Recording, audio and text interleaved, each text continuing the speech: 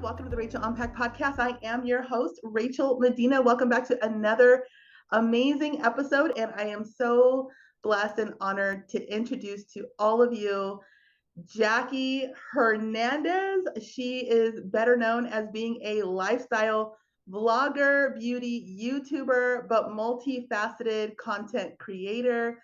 Welcome to the show, Jackie.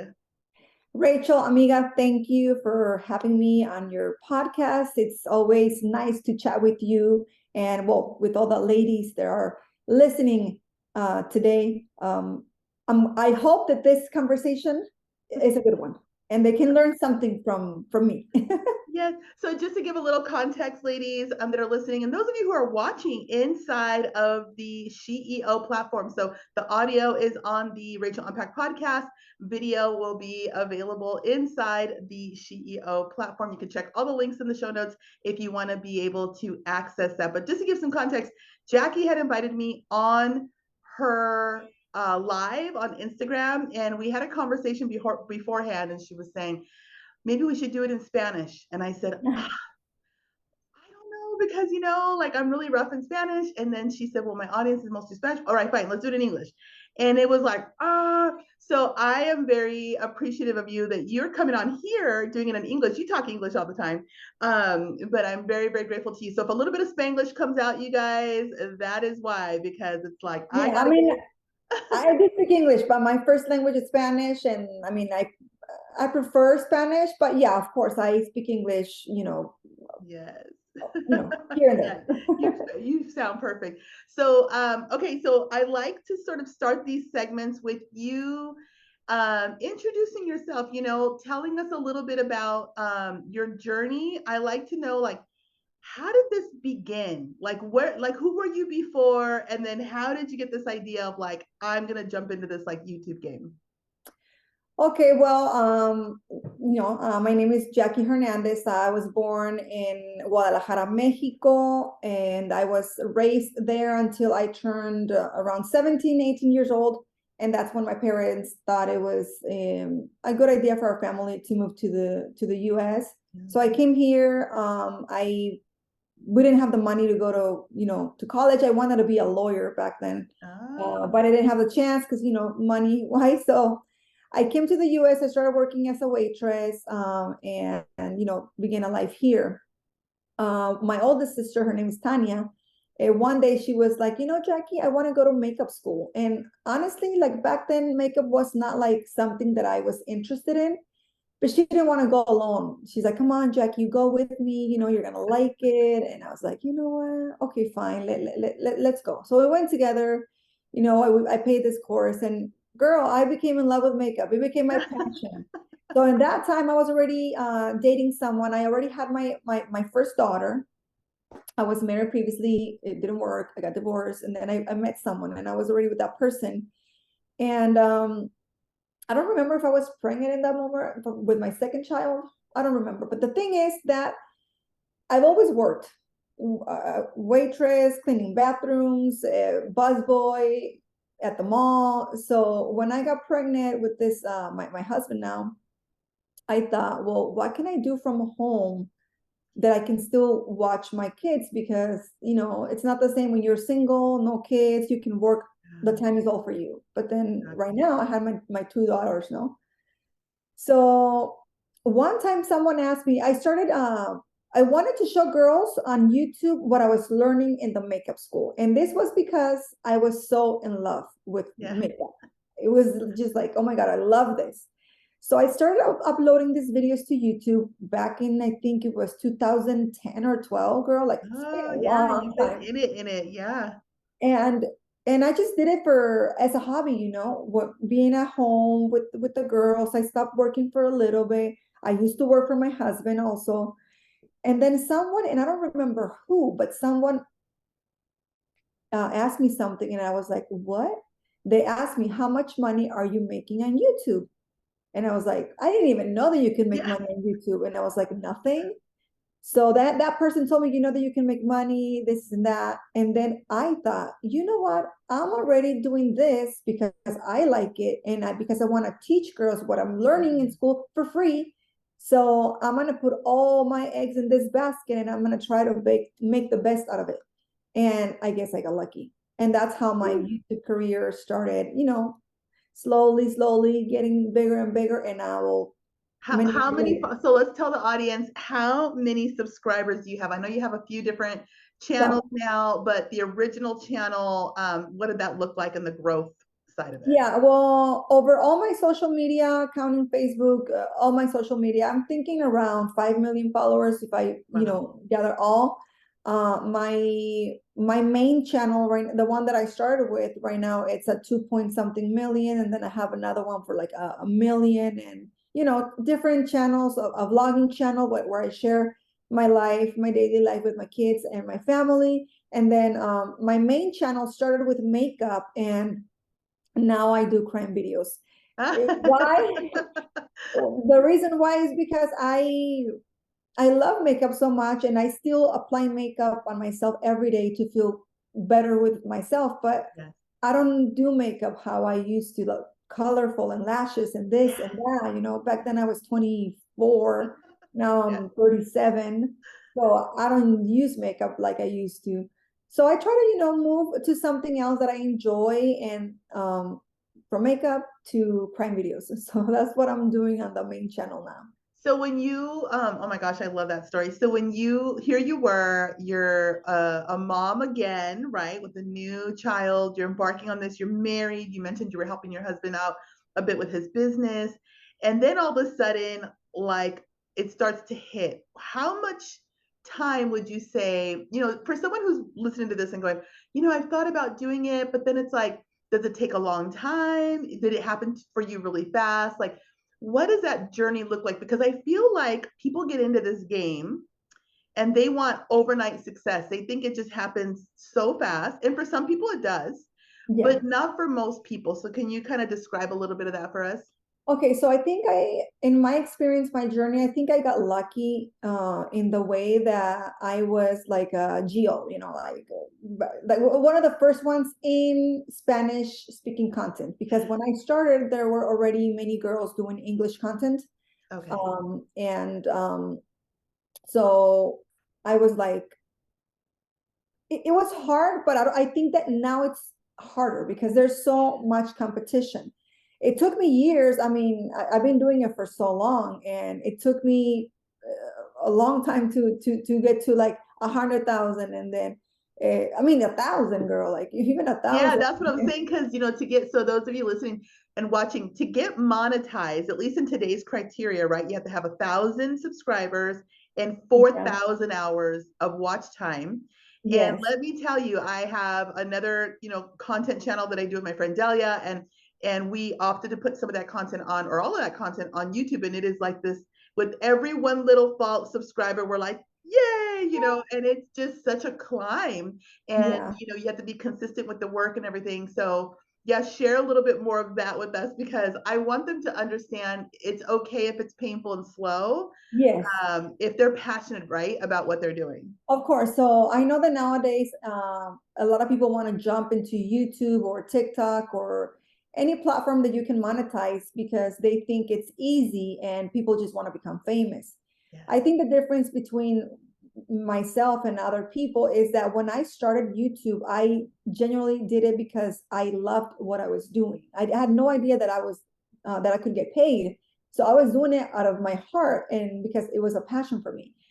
Back then, you were able to monetize right away, but I know that, the rules have changed and now you have to hit so many minutes, hours, and so many subscribers, and it gets harder.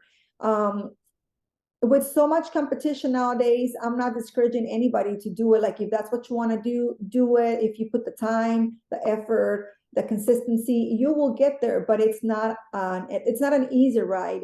And also you have to have like thick skin because you're going to be judged for everything and anything you do, which is part of the business as well, no? Yeah. I could say that there's lucky people who just, made a video and it just went viral. And from that video, they just attracted a lot of people. And they were up there like in a year or less than a year. But for most people, it's not like that. It's you have to go through the journey. You have to sacrifice a lot of your time. At the beginning, you might not have an editor. You might not have the best camera. You might not have a laptop, editing software. So there's a lot of things that you have to think about when you start. Now, if you want to do it, you can start with your phone. You don't need a microphone. You might be able to edit on your phone. It's going to be harder, but eventually you'll get there. I think, I associate it with Hollywood. I have still a lot of connections and people that are dialed into the industry in Hollywood. And one of the biggest things is that they would say, gosh, it took me so many years just to become this person. And still people go, oh, she's a brand new star. Oh yeah, like she just made it. And it's like, no, she's 10 years deep. She's 15 Yeah. years deep. And so there's a saying in Hollywood that it takes 10 years or more to become an overnight success. And I think that social media, because social media and YouTube, it kind of gives the illusion that it's a shortcut. It Yeah. gives the illusion, if people are really chasing fame, it gives the illusion that it's a shortcut. And I know for me personally, because I know I'm out there putting content, it's not a shortcut. It's a consistent journey, and you have to, like you said, really be passionate about what you're doing so that you feel like you have purpose and it doesn't feel like work. Even though there's work to be done, it doesn't Yes. feel, you don't feel as miserable if you actually are, really believing in what you're doing. Yeah. Also, I know that a lot of people have this perception that, which is in a lot of cases or some cases, that you can just make a lot of money out of social media. Yes, you can. It's a possibility. But you have to be up there, like for example, YouTube has changed so much throughout the years that in this point of my career, I feel like sometimes I'm swimming against the current. Like it has changed so much. But I also understand, new talent comes in, and if you want to live on social media for the rest of your life, I don't recommend that. I recommend that you use your time and your momentum to get to somewhere else, to build a side business, to use those resources to bring people to your business. Because what I've learned throughout the years in this YouTube thing is that even though you can say that you're your own boss and that this is your business, YouTube, social media, at the end of the day, it's not, because you rely on the algorithms and how they want to manage things behind, the artificial intelligence and all that BS that we don't understand, obviously, and then we can't control. You can only control how many videos you post, how often you post. You can have the best video, the best quality, everything, but if the algorithm is not with you, there's nothing you can do about it, and it's very frustrating. So if you're having a good moment with your social media, I would advise anybody to take that traffic somewhere else, build a business on the side, and not think that you're going to be this pretty influencer for the rest of your life, because it's gonna end. It's gonna come to an end. Yeah, I think I love that you're touching on that, because it's the realities of the situation. You and I, we've had coffee in your kitchen that's all been featured on your show, and one of the conversations, that comes out between you and I is like what is really happening with this monetization game? Because mine is a small scale. I think I have like 11,000 maybe on Instagram that are, by the way, not engaged. No pressure, ladies listening. Hello, you guys are watching and not doing whatever else you need to do. But I know that even with me, I was sent the invitation to get sort of quote unquote monetized on Instagram. I was really excited. I thought, oh my God, they're going to give me $1,200, a month for however many views. And at the time, my reels were actually hitting really nicely, and, Yeah. several thousand views and engagements and stuff like that. Boom, I accept the monetization plan. I get all braggy about it to my friends. I'm like, I'm monetized. And then my views went to 50 Think. views, 100 views. Like when I tell you my reels don't even pass 300 views. And now I'm sitting here looking all, fake AF, and I'm sitting here going, what is happening?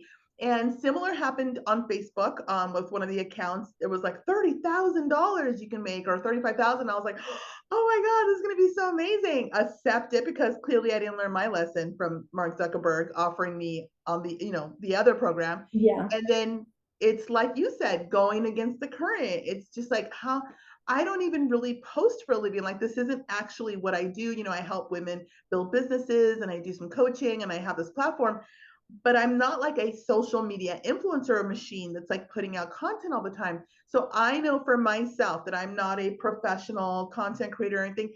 They lured me in. There was like these little temptation things, Yes. and it only set me up to feel like I was spinning my wheels. And so I love that you're talking about it in the grand scheme. Always own your audience, ladies. Build that email list. There's an episode coming out of the Rachel Unpacked Podcast where I'm going to be talking to a mastermind woman, by the way, who made a fortune just building her email list. She had a small subscriber base, follower base on social media, and then really focus on building that email list so she could own her audience. So I love that you're like touching on that.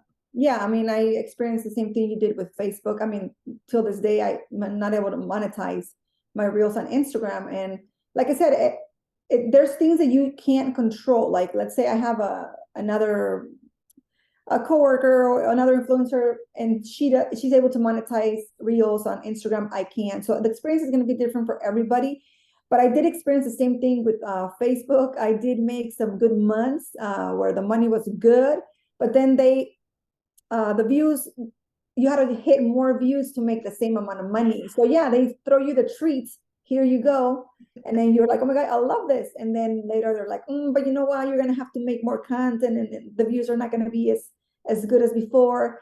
So that's the situation with social media. It can be great. It can be amazing, but only a few get really, really lucky to, make those millions and millions and millions of dollars. If you're going into the game expecting Zuckerberg and all those guys to pay you to be the way that you make your money, you need to rethink your strategy. Look at programs like we offer in the platform for CEO. Listen to the Rachel Unpacked podcast more. Share it with your friends that are thinking about doing. Follow Jackie Hernandez. She's going to be having some amazing content here coming out soon. I'm not going to say much more than that. But I will tell you, there is a better way. And when you sit there and you look at how even YouTube pays like cents per views, or Instagram and Facebook, all these monetization platforms are paying you cents, like pennies. Okay. And you, though, if you didn't do those programs or whatever, you just posted and you get a reel or whatever that does 1,000 views, maybe that's 500 views, but of those 500, you might have 5 ladies that are willing to spend $500 with you, $1,000 with you. And now you're going to make more money off of those little bit of views and those little bit of engagements than you would be chasing the cents and the pennies that these platforms are offering to you. We're living in a very blessed time where essentially you don't have to pay for ads, because you can post and have a lot of organic traction. But it's time to get very strategic, ladies, when it comes to content creation. And take my advice, ladies, because I wish someone would have told me this years ago, where back in the day, I was so focused on making this business work that I couldn't see ahead of my nose. And if someone would have told me, hey, Jackie, wake up, you got to use this momentum to, do something different, I would have done it. But, that's why we're veteranas, Yeah. And you know what? I mean, so much of what we do on the Rachel Unpacked podcast, or what I talk about on the show, and why it's becoming so successful, is because I share a lot of the mistakes, in order to help others like you that are watching and listening. It's about being very honest about what it looks like behind the scenes, and the mistakes that I've made. Every mistake there probably is to make as an entrepreneur, as a woman, and I've shared that story several times. But, that's the part that when I get the DMs that they're like, oh my gosh, thank you so much for sharing that, because I was about to do the same thing or whatever. And so I'm very grateful to you, Jackie, for sort of lifting up the curtain and saying, hey, this is really what it looks like over here. Can you tell us what it's been like?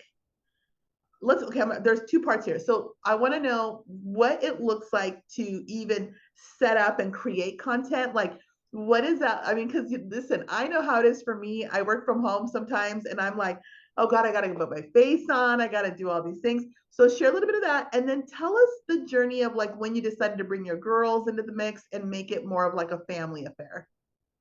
Okay, so I first started with the makeup tutorials, and let me tell you that I do not miss doing those because it is a lot of work. You have to have, everything, brushes and everything that you need on your table. Plus, you gotta make sure that the camera is, capturing all the details of your makeup, lighting. Lighting is everything, and more when you're doing something where you want to teach something, or in this case, makeup. And sometimes those videos would take me to film 2 hours or plus. Then plus addition, which I used to do back in the day when I started, it would take me, I don't know. I learned editing on my own. Like I, so that when you're a beginner, you take hours doing like a 15-minute video or whatever. So it's a long process now. Most of my journey, I've done it on my own, where I don't have a team that comes and sets up everything. Now I have editors, but it's been years. But at the beginning, I had to do everything myself. Making sure that if the sun is moving, that you can't film with the sun, because then the lighting is just different on the camera. You got to close the blinds. You got to make sure you have a ring light, lights here. All that stuff. Now that I'm doing crime videos, it's a little bit easier. Like I just sit here and pretty much talk about the case. But it has, you got to do the research. I got to type it on my phone, and I have an app where I use for like a teleprompter. Yes. And pretty much just I read from the teleprompter the cases that I'm talking about. But everything is a process. So right now, after so many years, yeah, my life is easier in that aspect because I have a very small team. I have 2 editors, one for each channel.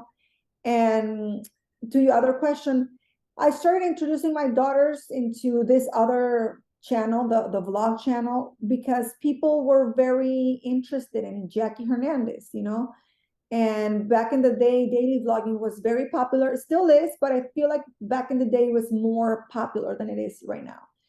So I started vlogging when my little one, I think she was not even 1. Aww. So it's been like almost 10 years of putting my life out there for my, if you want to call them fans or subscribers.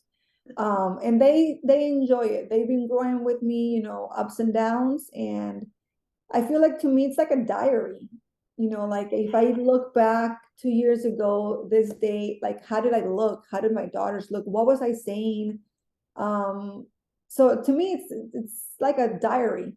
Other people see it like, oh, you're exploding your kids and this and that, but I don't see it that way. I don't see it that way because mainly it's me on the vlogs. And yeah, a little bit of my daughters here and there. But I gotta say that my daughters are interested in what I do, and they would one day want to do what I do. I don't know how easy it's gonna be for them. There's so many social media platforms, but they like what I do, and I'm proud of what I do. I wanted to be a lawyer. I didn't get to go to school. I used to wash toilets, and I mean, I'm here, so I got lucky. You're very, very blessed. And, I think that's the number one thing when you see interviews with Kris Jenner, okay? Yes. The Queen Bee, literally, she says, it's just a video diary. And we have the most awesome video diary in the world because their family's been documented for so many years on their journey. And it's a very brave thing to do. You said in the beginning that people could be very cruel. I experienced a little sample of that after our live, and I was like, oh my God. I mean, I grew up with parents. My father was from Tepatitlan, Jalisco, and he had a mouth on him, man. And so like he was tough. So if I wore an outfit and it made me look a little chubby, he'd be like, comete otra torta, de una vez. And it was just humor, and it's like tough love. And so I grew up with very thick skin. So when I went on with you and I started seeing all the things, and I was like, man, she's dealing with this like regularly. I mean, I'll get like 1 or 2 people on YouTube that just say something, whatever, and I could laugh at it, but not like the craziness that you had. I wanted to go back really quick. You mentioned something about in the beginning, you were doing everything yourself and you were doing the editing and you weren't paying anybody. I am a bootstrap entrepreneur, is what I call it. And I give women a lot of advice on this when they're going to start anything. Figure out the process. Don't go throwing all the money at something because you don't even know what you don't know. You don't know what you want. You don't know how long something should take. And I work with the different artists and not editors, but like graphic artists and stuff like that. And it took me time to learn, like, am I overpaying for these services? Are they doing what's called burn rate, which is where they just invoice you all these hours and you're like, wait, but they barely did these two things. Yes. And so I love that you're saying that because just like you know, I do a lot of stuff just on iPhone. One of the podcasts just on the iPhone. We talked about this and I edit myself. And one of the things, if you're going to be in this for the long haul, ladies, you don't want to get financially exhausted. Yeah. You don't want to start out and spend all the money on all the expensive stuff, pay the people to do all the hard things, because that's not cheap. And there's people right now charging $65 for one video clip for your social media. Granted, you could get people cheaper, but that's kind of like the average rate right now. And let me tell you, you don't need to be doing Yes. that. You don't need to be doing that, you know?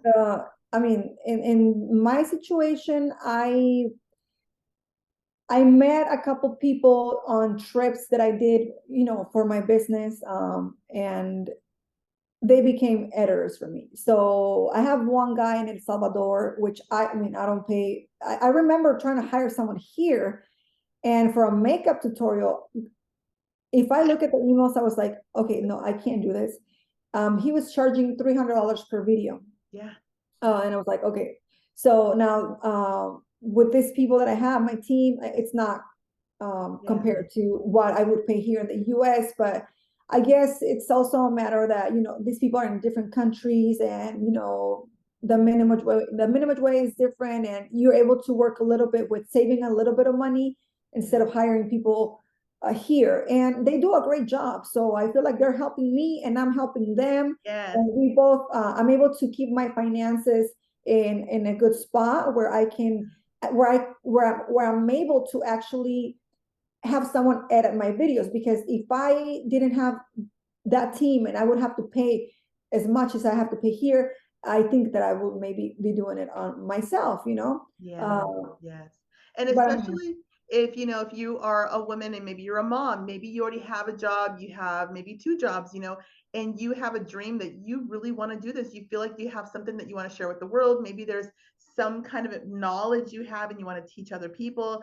At the end of the day, you don't want it to be financially exhausting. So if you can get to the point where you can crack the code on how to start making some money, even if it's a little coaching, you know, a little bit of cash flow that comes in, you could then go, all right, if I make, you know, $300, I'm going to take that 300, I'm going to immediately start paying this person to help me out because it gives me more time to create. So always make sure that you have that cash flow coming in, especially in the beginning. And then, and it doesn't have to be a lot of cash flow, but you can make a list of the things that, like your dream list of, like, I'd like to have someone that does all my social media clips. I'd like to have someone that does my long form video graphics or whatever it might be. And then you kind of create the wish list and then start doing little things that you have to do from your content to start making money. Because I always say, look, I have a whole other business that pays my bills and stuff like that. I don't use money from that business to pay for this business. I'm very strict, right? I kind of keep everything separate because I want to challenge myself to extract the success, to extract the wins. And so I just wanted to kind of share that little bit with you ladies. Jackie, what are three things? Let me see, I have my little list. What are there three things that if you could tell your past self when you were first getting started that she could have done differently? Like, what are those three things? Ooh, man. Well, like I mentioned before, I would have focused on my momentum and try to build something on the side that maybe had nothing to do with social media directly. What I would tell myself in the beginning is that don't take people's opinion personal, because they don't know who you are. I mean, personally, They don't know who you are. They know the person, you know, on the screen, on TV, or on social media.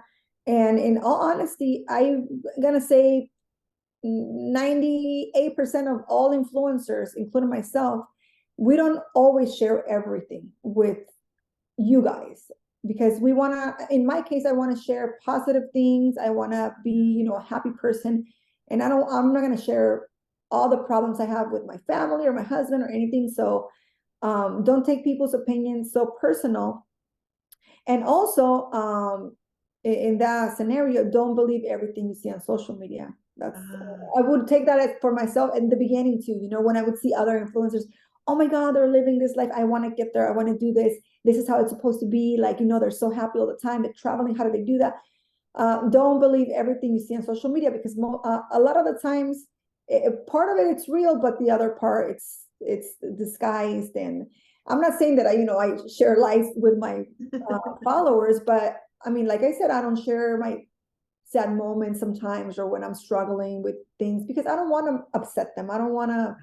Yeah. So people just keep the that image that our lives are perfect sometimes, but they're not. I believe that, I mean, myself, I've never been in depression. I hope I'm never in that situation. Yeah. But I have heard from people who are, or you don't even need to be clinically depressed.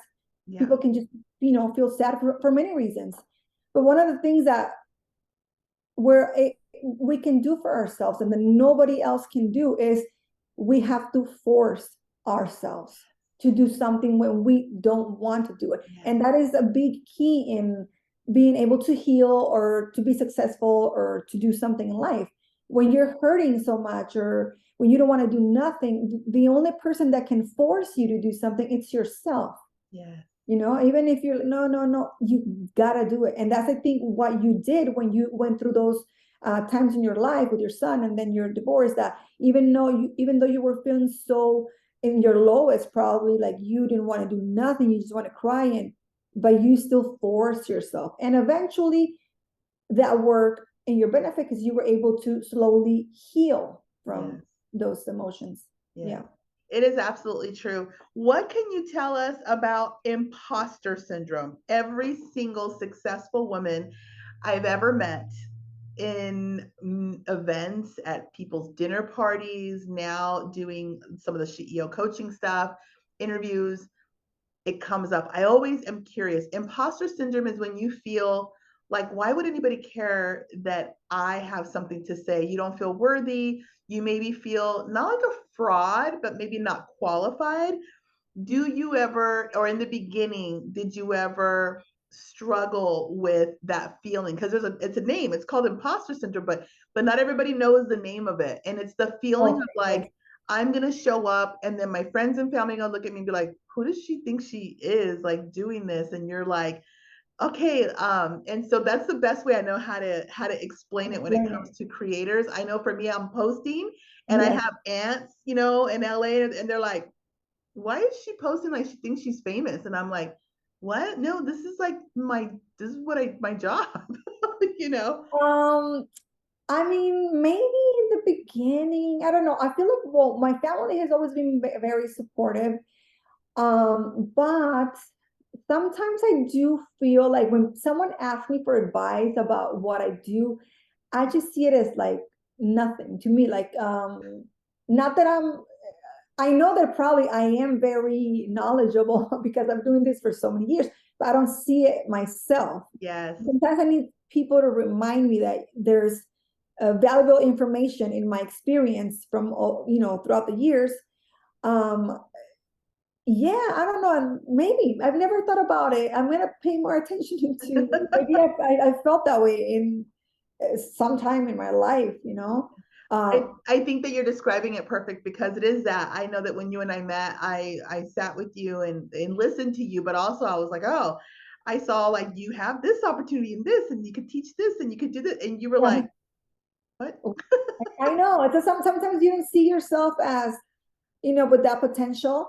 I don't know. And then I see on social media all these people who actually act like they are like something, but over the top, that I don't like. I don't like when people feel like they can be more than other people because they have so many followers, or this and that. So yeah, I don't know.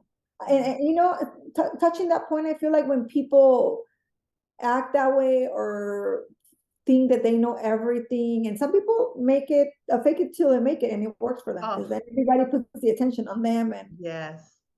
but I don't know, maybe I have a little bit of that and I have to work on it. Yeah, I think that, as women that, we all have some kind of value that we can offer to the world or to our community, or, even to our neighbors and our friends or our church or whatever it might be. And we don't always see it in ourselves. And I think the biggest thing is like, it feels like, well, I mean, I guess I know how to do that, but like, why would anybody care? Or Exactly. then you progress in business and go, yeah, I have that information, but why would anybody buy it from me? Like, That's me. I have it. welcome to the club. You have imposter syndrome. Oh my God. Okay. Well, yeah, I guess I do have it. Well, I gotta work on it. But you know what? But here's what I learned about it. In all the years of meeting all these high level women, it never goes away. It changes what it attaches to. So once you start to get comfortable, like you can turn on a camera and you can show up on YouTube, and you're Jackie, and you're not faking it. This is your life, for better or worse, makeup, no makeup, perfect, not perfect, or whatever. So you've moved past it from there, and now it's in probably more of like the business or the ideas of like how to bring value outside of social media to your audience and stuff like that. And that's where it's like, oh, but why would they care? Why would they spend the money? Would they spend the money with me? And that is where it's like it's challenging for Yeah, all I of feel us. when you're trying to do something that's out of your comfort zone, you Yeah. start doubting yourself. Because same example that you gave is the one that I can give you. Okay, so I mean, I kind of understand what you do for a living. I mean, besides, the podcast and the SHEO platform and all the other things that you do, but that's not my nucleus. I don't know a Yeah. lot of it. So when we talk, when we have coffee and I hear you, and I'm like, I want to be around this lady. I like her. She has brains. Like, yeah, I can learn a lot from her. And um, you become like wowed by like this other woman that's doing amazing things. But then when it's your turn to talk about yourself, you're like, but maybe a lot of people already know how to do this. Like, why would they want to do what I'm doing? Like, this is so simple. Like, there's no science behind it. So that's how I feel about myself. And what's interesting about you saying that is there's a woman on my team. She's now the COO of SHE E00, and her name is Deneen, and she came on really early on in my other business in 2016, and she would hear me because we would have these conference calls with everybody, and then she would call me after and go, that thing you said, you should put that like somewhere, like that's a meme. And then I go, what? And to me, I'm like, that's just like the basics. And she used to say, what you think is the basics, she goes, we don't know that. Most people don't even know that. And you got to think that was all the way back then. And it took me all this time, you guys, to get the confidence to go, maybe I can package it into something where I can now share every little thing that I know how to do. And I'm still struggling, by the way, because Deneen, she'll see me do something. Oh, you need to do a micro course on that and put it in the platform. And I go, you think they're going to care about this thing? She goes, Rachel, like not everybody knows how to do that. And I'm like, okay. So even to me, I struggle still all the time. Every week we're Yeah. arguing about it. Yeah, that's why it's good also. And this is some advice that I can give if you guys want to take it, good. If not, then always you have to, when you want to start something, or when you're doing it already, you gotta surround yourself with people that are driven like you are, because it can happen in family that you're trying to be this entrepreneur and trying to do all these things, but there's always someone in your family or in your circle of friends, they're going to try to pull you back, that you're not going to do it, you can't do this, you can't do that. And if you surround yourself with positive people who are working towards their goals, you'll just absorb all that energy. You will get all that, motivation that sometimes you don't have to continue. Like if I'm trying to do something and I'm down today, but I see Rachel, on her Instagram, and she's doing, she woke up today, she did her hair, makeup, and she's doing the podcast today. Then I'll be like, like I gotta do my shit too. Like I gotta continue. Yeah. So surround yourself with, positive women. And if there's any toxicity around you in your work, house, family, you got to learn to let go of those things too, because then they just pull you back and you will never achieve what you want to achieve. Amen. All right, we're gonna wrap it up. Tell the ladies where they can follow you on YouTube, Instagram. Where do you want them to go to follow you? Well, if you're bilingual and you would like to hear my either watch my old makeup tutorials, or if you like crime cases, you can find me on YouTube as Jackie Hernandez. Okay, if you want to see a little bit more about my life, I'm not like the Kardashians, but if you want to see a little bit of that, you can find me as Jackie D Story on YouTube as well. And on any other social media like Twitter, TikTok, Facebook, you can find me as Makeup by JH.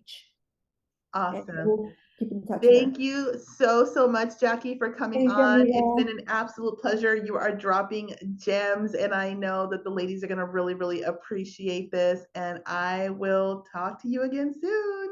Sounds good. Thank you, and have a nice day, everybody.